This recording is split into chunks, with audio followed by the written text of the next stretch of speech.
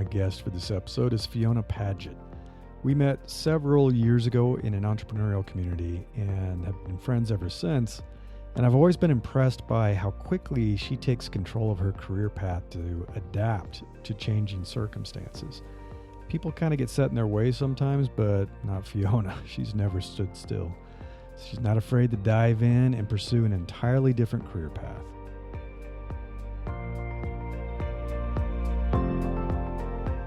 This is Invincible Career, and I'm Larry Cornett. Welcome to the show, Fiona. It's good to see you. It's been a little while. Thank you. So let's start with learning a little bit more about who you are, where you are, because people are going to say, cool accent. She must be somewhere outside the U.S., which is true. A little bit about your career path, because I think you've had a fascinating career path and the things that you've been doing, because we've known each other for years and I've been able to watch it through Facebook and other places. But let's go ahead and talk a little bit more about that.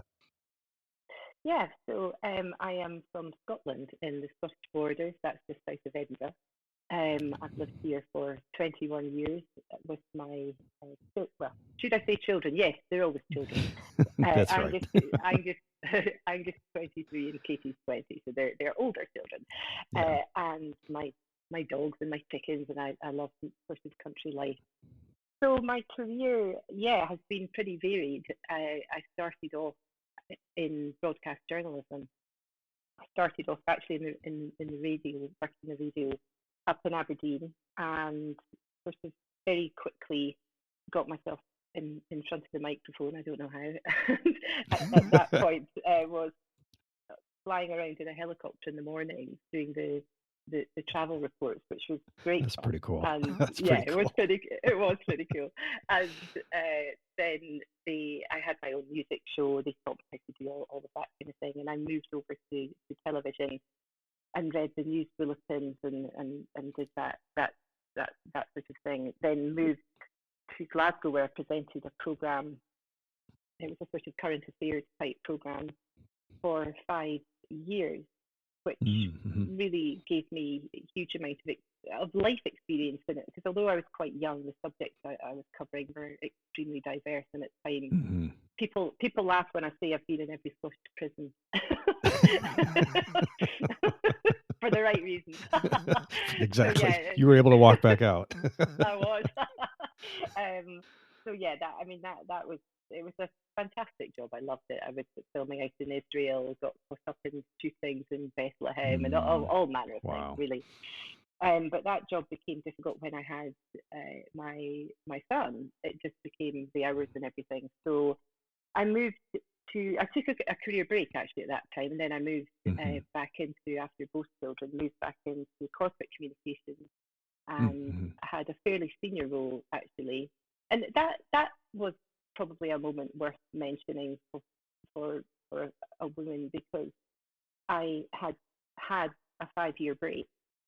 And at that point in time, during that 5-year break, there had been a lot of advances in people using computers. I'm telling my age now. People using computers and what have you.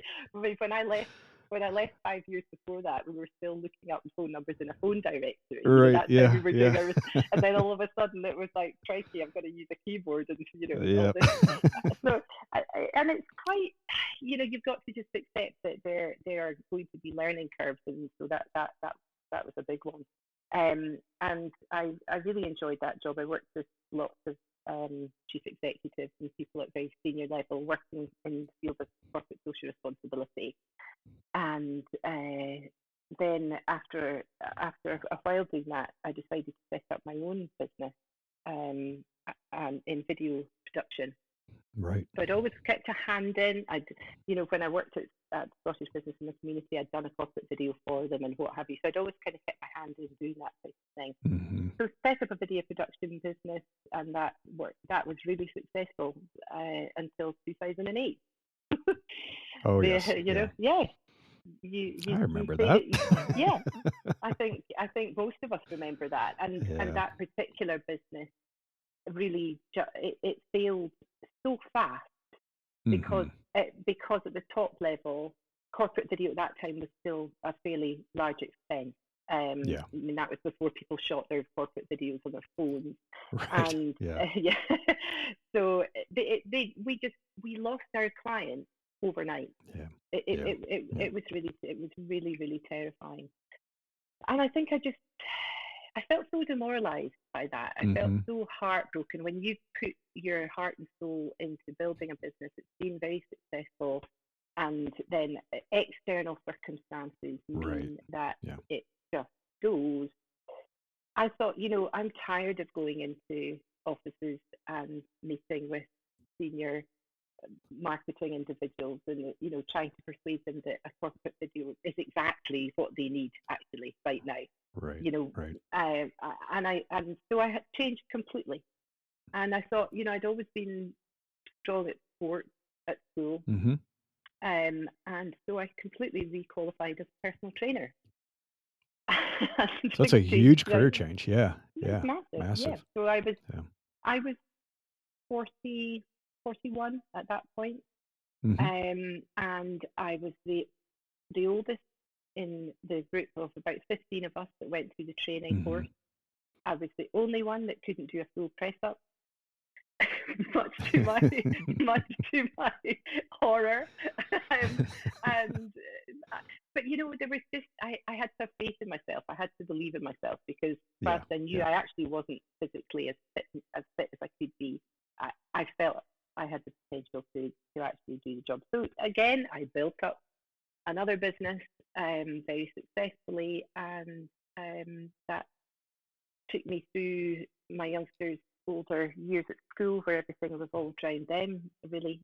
And then I made another massive change after I realised I had more freedom, I suppose. Right. And now I'm an estate agent, or a real estate agent. Yeah, another big change. Big some of change. the properties you show are gorgeous. I mean, I've seen the photos. It's just beautiful, stunning. So you've been in an interesting position to see what's happened over the last year and a half with the pandemic and remote work, and I'm sure the experience in Scotland has been in some ways unique to Scotland, and probably some similarities with the US too. But how have you seen what's been going on with the pandemic and remote work impacting people and working in their homes and things like that? I feel incredibly privileged in a sense, because I was never furloughed. I was never, I worked the whole way through. I was the only member of my Edinburgh team to continue working. And that meant that I have had contact with hundreds of people all the way through this. And I've seen the changes, and I've seen the impact that it's had. And, we all had a 3-month lockdown where we weren't allowed anywhere. And when we were first allowed back out, I would come across people sort of slouched over the end of their bed on laptop, and sort of joking about it, and this was very temporary. And as time went on, I would come across people who were incredibly isolated. They really didn't like the experience at all, and they wouldn't let me leave. I could have been the first. Talk your ear off. Like, please don't go. Exactly. You're the first person that's been in my house for 6 months. Wow. So yes, and that was because, of course, we were one of the very few industries that were allowed to actually keep functioning pretty much as normal. So yes, some people find were finding it incredibly difficult in that sense. Others were loving it. They tended to be the people who live in locations like me, where you're in the countryside and you have that sense of freedom. Then others were feeling completely trapped, because they just had 4 walls, and they didn't have many places to get out and about outside. And people were missing the camaraderie, the teamwork of an office. I think Zoom or Microsoft Teams or whatever was very quickly lost its appeal. I mean, what I found funny was speaking to people in their sort of tracksuits. At least they got out their pajamas. But speaking to people in their tracksuits and trainers, and then them telling me they're some highfalutin solicitors, and It It's was, just yeah, that was a weird experience. Yeah, yeah. just very incongruous, the whole thing. So, and then people started to get very creative because they then, it was this work situation was becoming a permanent one. And Yeah. I mean, I've seen people who, one girl, she sort of divided her bedroom in half. And so Hmm. she put a big shelf and then she climbed up her ladders to go to bed and her workstation was underneath, Oh, you know. interesting. That's kind of Yeah, like so college. yeah, Yeah. yes, and I mean, I've had other people who are basically working in the cupboard, Sure. which Yeah. is not particularly healthy. Right. And people who have got nice sheds in the garden, Hmm. and but yes, it's been a very there there are pros and cons. There have been pros and cons because at the other side, it has shown us that it's entirely possible if people require flexibility for work. Right. Then, Right. I mean, I remember when I worked in the last sort of 9 to 5 corporate job that I had, I really, really, really got to the point where I could have done with it 1 day at home in the week. Yeah. And Exactly. I remember how much I fought for that.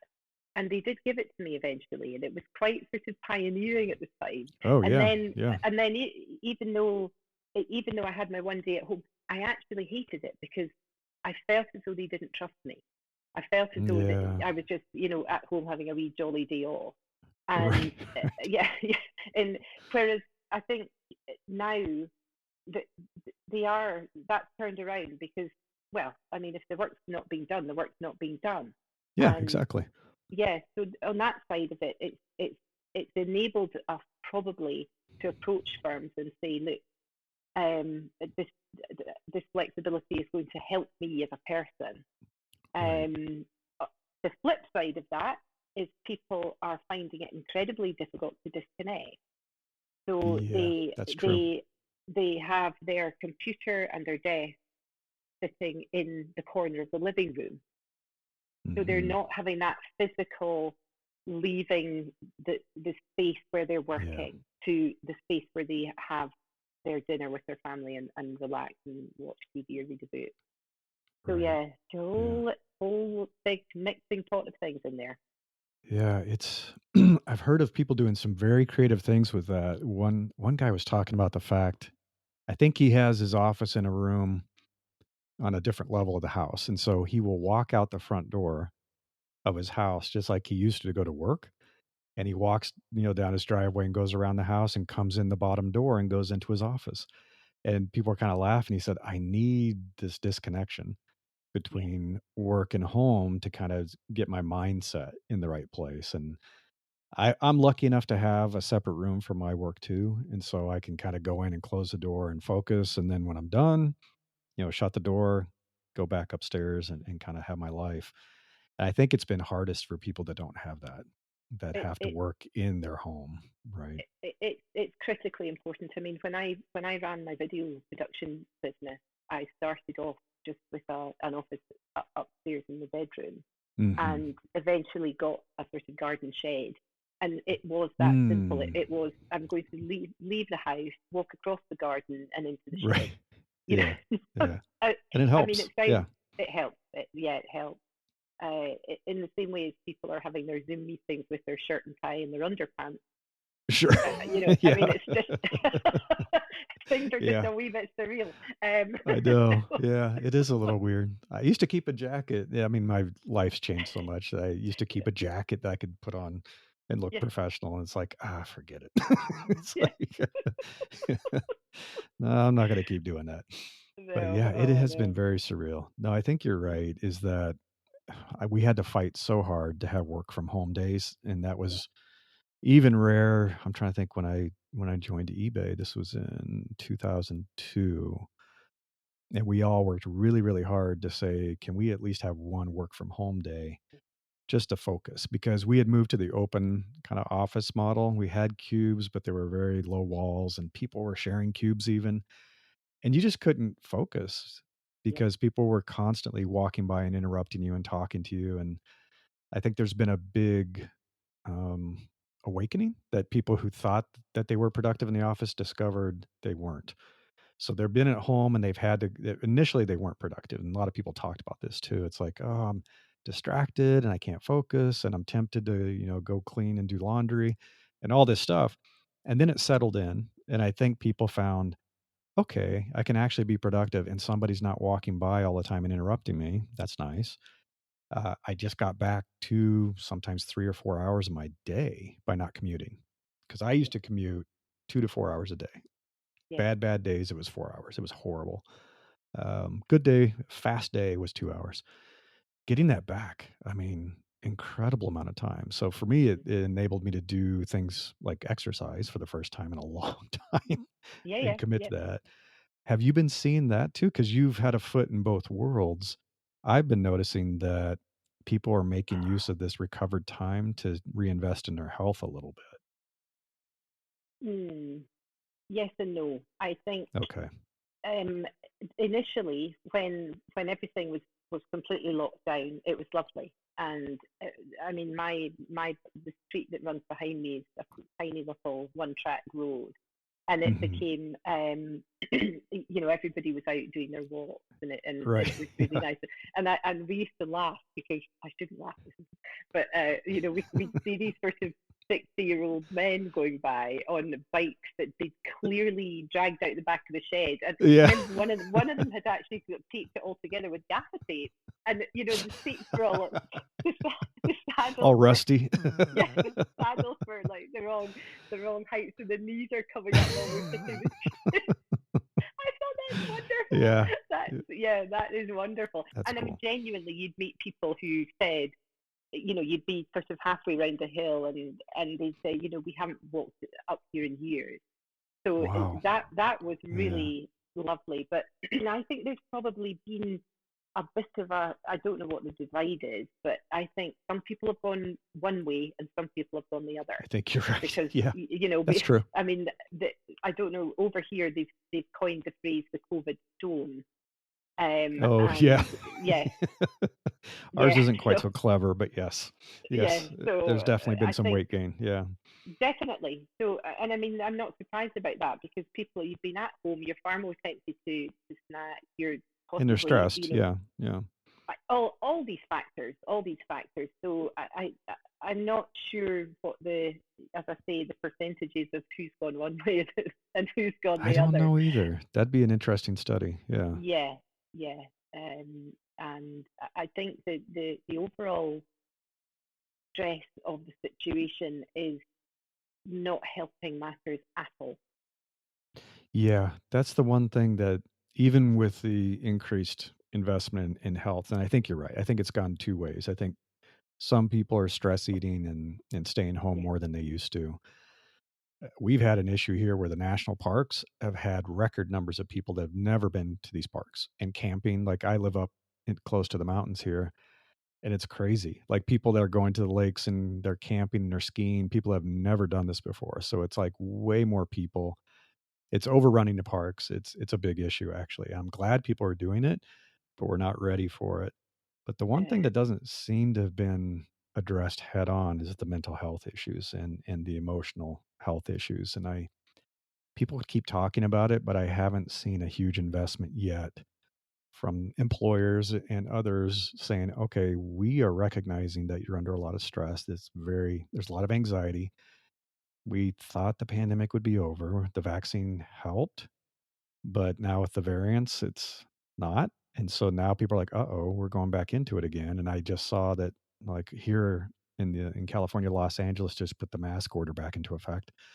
So people are feeling this dread that just when we thought we were coming out of it, we may be going back into it. And I don't see enough of an effort to help people deal with this emotionally. And that's really unfortunate. I emotionally or physically. I mean, I haven't seen any evidence of attempts to help people.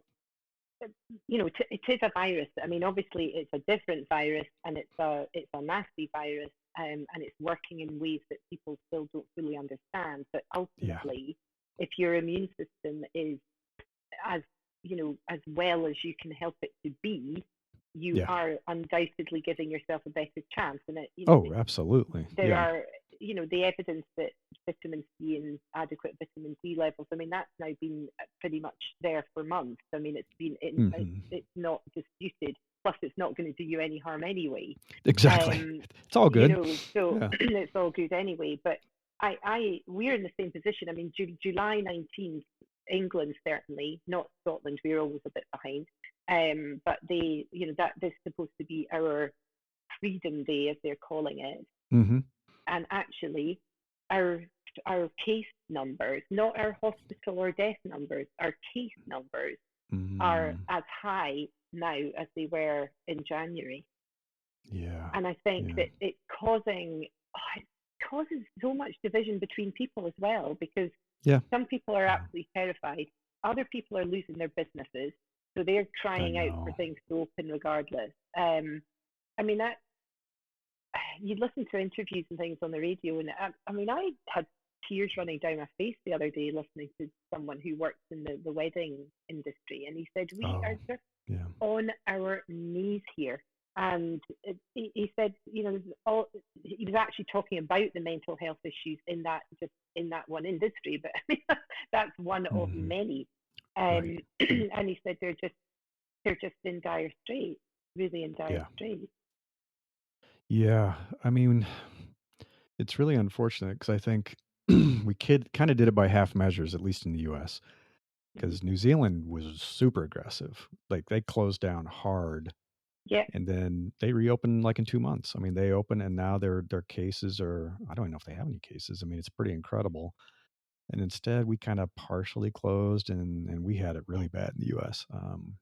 The most cases and deaths. I lost a friend who died from it, which is really unfortunate. And now we just know we cannot economically keep doing this. Yeah, I mean, exactly. temporarily, yes, but economically, it's disastrous. So I think we need to find a different way forward. A lot of the remote work stuff that we've been talking about, I've been trying to help people with businesses saying you need to diversify your income so that some of it doesn't have to be in the physical world, that you can do online kind of stuff and, online education and training and shift some of your resources to that, because I have a bad feeling this isn't going away anytime soon. And you're not going to survive. Your business won't survive this. And so you really have to get serious about it. It's not a temporary thing. You've got to really invest in it. I absolutely agree. And, in terms of my work in property now, the mass exodus from the cities to rural areas is phenomenal. There too? Yeah, we're having it here too. Yeah. That's incredible. Yeah. Yeah. A lot of people leaving San Francisco, for example. Not sure if the exodus from California is as big as they predicted. I think it's people moving around in California. So leaving the cities. I know that we've had an explosion in people moving into my area. So my friend's a real estate agent and he's had his busiest year ever. Houses are selling within a week, and going for $100,000 over asking. There was a home went for $1 million over asking. It's like, what? It's like insane. So all the rural areas are just blowing up. Yeah, same here. I mean, I can't hold on to. I put one live at 8:30 in the evening last Wednesday. 24 viewers booked in by 10 the next morning. It sold by midday. Wow. You cannot, and people are desperate. And the problem is we have so much more demand than supply that people are actually living in caravans now because they're selling their house so quickly. Then there's nothing to buy. They can't get their hands on anything. And of course, I'm very worried about where this is all heading, because if inflation starts rising as it is here, and then interest rates will start rising, and people who have paid over the odds, I mean, you know where I'm going with this, and so that's a sort of car crash waiting to happen as well. It's not great. Yeah. I'm not sure. I'm not sure when it's going to stabilize. No, it's certainly not stabilizing here yet. But let's think of the positives, because I'm very glass half full, and we have to try to help people, think of the positives. And certainly if people are moving out into more rural areas, then working together more as communities, being Mm-hmm. more Mm-hmm. self-sustaining with food. I mean, our local Yeah. village shop, for instance, it thrives through this because, it's pulled in a lot of local suppliers. We've got Oh, that's fabulous good. local vegetables that arrive every Monday, and whatever fish, meat, whatever. Mm-hmm. And I feel that the way forward, is to just trying to work together, maybe in slightly smaller communities. Right. Right. Yeah, we've been a part of it's community supported agriculture, CSA, and so we get a weekly delivery of local vegetables and fruits and all that. And I agree. I think both in terms of what's going on economically, and I think environmentally, and trying to reduce the carbon footprint of shipping in vegetables from a completely different country when you have farms like 20 miles away. And so I think it's creating a greater awareness, and I think it's forcing people to do things like buy local and to engage as a community. And I think, like you said, I think that's the good side. I think there's a silver lining. Sometimes you have to go through some really bad things to kind of realize what's important to you, and how to get together as a community, and how to invest in yourself and your local businesses. And I'm hoping that's the outcome of a lot of this, is that we do start to do more of that, and less relying on the big corporations because they've been failing us. Yeah. Um, and I have been seeing, I know in the US, I don't know if it's happening globally, but a lot of people are quitting their jobs this summer. So they've got fed up with the big corporate jobs, the big Mhm. companies that didn't really look out for them as much as they had hoped during kind of the pandemic, and giving them the resources they needed. And now saying, okay, it's come back to the office. And they're like, really? I don't feel safe, for one. And I've realized how much I like my life without commuting to an office. And so people are quitting.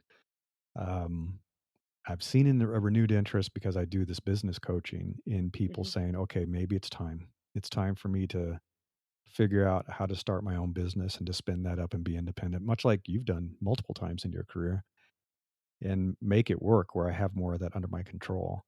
So I don't know if you're seeing as much of that there. Are you seeing people quitting jobs and looking for something that's a better fit for their new lifestyle? Um, I'm not. Maybe you're in a position where you're going to be witnessing that. I'm just kind of doing my job, if that makes sense.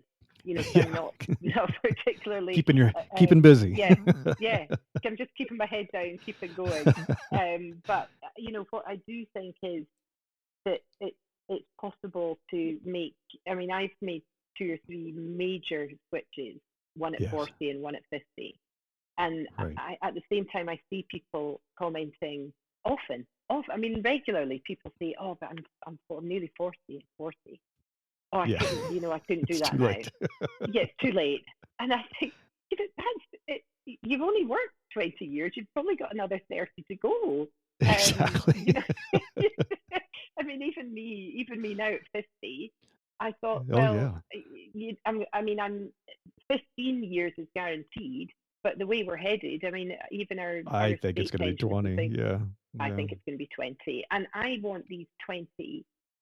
You want to look back and think, not necessarily what actual job I've done, but what skills have I accumulated? If say Mm-hmm. we're 50, over 30 years, you have accumulated some skills without a Right. shadow of a doubt. It might be that, people speak to someone like you, Larry, because often I find people can actually sound silly, but they're not terribly good at breaking these skills down. True. And Yeah. then Yeah. I mean, for me, training as an estate agent, which was actually quite quite a big deal. I had to pass Yeah. exams and all sorts of things. But I mean, I wasn't attracted to that because I love property. I'm not some, interior designer. I didn't want to be traipsing around lots of people's houses. I'm not nosy. But what I thought to myself was, um, look, everyone moving house is going through this really stressful experience. Mm-hmm. They need to be communicated with properly. That's all my background has been Yeah. communication. And they need to be supported, they need reassured, they need to know you're going to be by their side. And these I recognize as attributes of mine. I've got plenty of failings, but these are strengths of mine. Yeah. And Yeah. so therefore I applied these strengths to this job. And I think it's that switch around where you're 20, you're sort of not doing things that way. You're looking at, okay, I need to start building my skills up because I don't have Right. many as a 20-year-old. And then you flip that round when you're older and say, actually, I've got plenty. I might need to speak Yeah. to someone and get them to clarify what they are, but they're definitely there. And you'd be amazed what you can apply them to. And a year into it, I mean, my learning curve was so steep. It was, straight into a pandemic. I mean, I couldn't have done the time. Yeah. Timing couldn't have been worse. So I think, I well, know. if I survive that, then, so I think it's possible to change 40, 50, 60, 70. It's always Yeah. possible to change, and Yeah. I feel always so sad when I hear people, who are maybe 75, 80 or whatever, and just looking and regretting because they Yeah. realise at that Yeah. point that actually, whilst you start to think, gosh, I'm 50, I'm getting on a bit. When you're 80, Right. a 50-year-old's young. I know, it's a kid. It's all perspective, It is. isn't it? Yeah. Yeah. I mean, I don't know about you. Well, I do know about you because you run and you're fit, and you and Nicole, you're always, so you have plenty of energy. It's not there's really nothing else to. There's no excuse. There's no excuse. I agree. Yeah. No, I think you nailed it. What you said is exactly what I want more people to understand, is that they have a tremendous number of soft skills that they've developed over their entire lives that can be applied to anything. And I think when it comes down to almost anything you're doing, unless you're trying to be an airline pilot or a surgeon, which is Sure. there's a lot of hard skills you got to acquire. Yes. Most of the things you want to do, transitions to other careers and starting a business, it's a lot of the soft skills, and it's your willingness to learn and to adapt and to work with people. It's so much just about the relationships with the people. And so that is, I love your story, and that's why I wanted to have you on the show. And you kind of summed it up perfectly. It's like, it's never too late.